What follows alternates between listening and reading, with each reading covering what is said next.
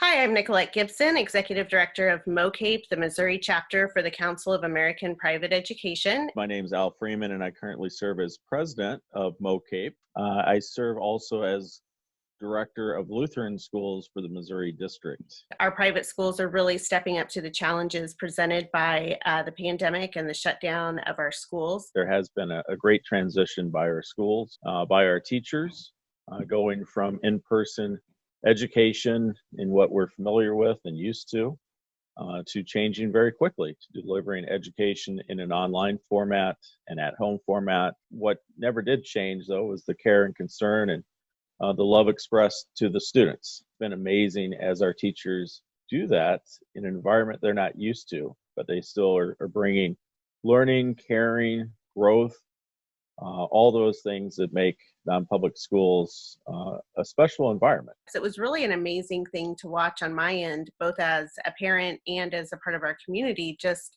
how quickly people got into action. It was really remarkable. I think what touched me the most were our schools that serve underprivileged populations of students, how they reached out immediately to make sure that basic needs were being met, that students had the food that they need, that families had the supplies that they need. Teachers are reaching out and making sure that they stay connected with their students. I've also been really excited to see how much teletherapy has been available to our students. So our counselors making themselves available to families to give that support to our students. Many of our schools turned into food distribution points immediately to help families, and great to see just again what our schools are known for: the caring, the passion, um, the seeing what they can do for community, for families, for students, and that transition.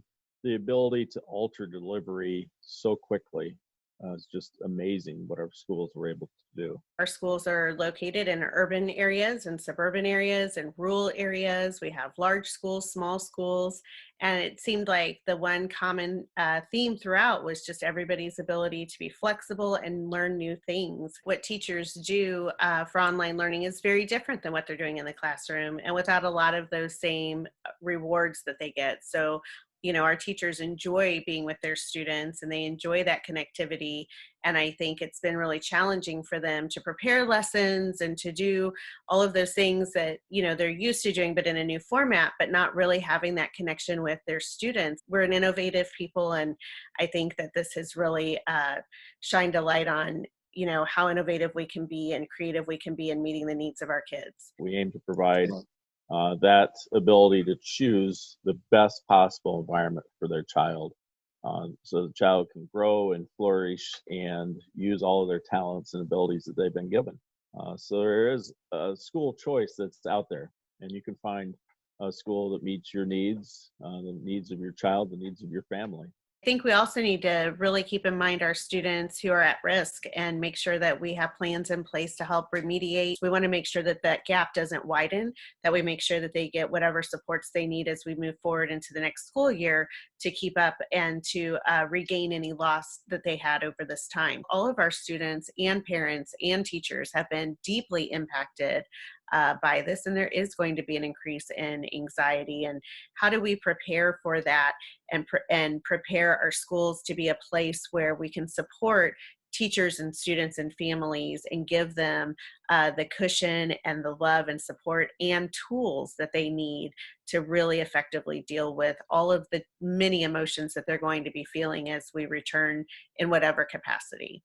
And our schools have provided a safe environment for our children to connect with each other and with the trusted adults in their life. And I'm really proud of the work that we've done in that regard.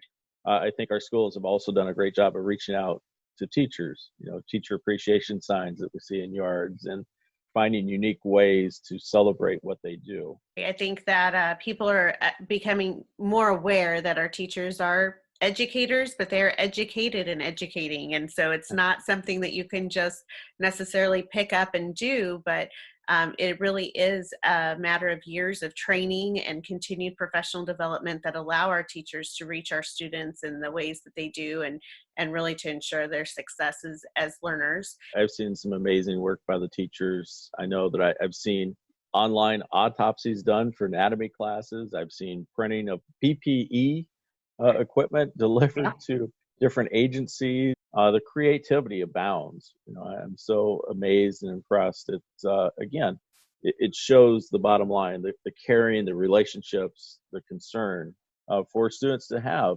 an educational experience and to do it in a new way.